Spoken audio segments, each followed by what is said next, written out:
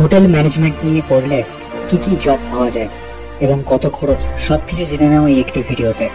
Hotel ম্যানেজমেন্টের কিন্তু জবের অনেক রকমই পোস্ট থাকে, যেমন ফ্রন্ট অফিস ট্রেনি বা receptionist, housekeeping staff, event planner, director of food and beverage, kitchen management, floor supervisors, general manager, marketing coordinator, maintenance staff, hotel manager etcetera.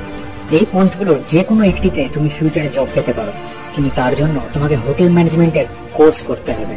প্রথমত হলো ডিপ্লোমা কোর্স, যেটা 1 থেকে 2 বছরের হয়, এবং এই কোর্স করতে গেলে তোমাকে মাধ্যমিক এবং উচ্চ মাধ্যমিকে 45 থেকে 50% উপরে মার্কস তুলতে হবে। দ্বিতীয়ত হলো আন্ডার গ্রাজুয়েট। এই ডিগ্রি কোর্স করতে তোমাদের 3 বছর সময় লাগবে, এবং এরপর পোস্ট গ্রাজুয়েট, যেটা করতে তোমাদের 2 বছর সময় লাগবে, মোট 5 বছর। এই ডিগ্রি কোর্স করার জন্য তোমাদের উচ্চ মাধ্যমিকে 50% এর উপর নম্বর করতে হবে, এবং AI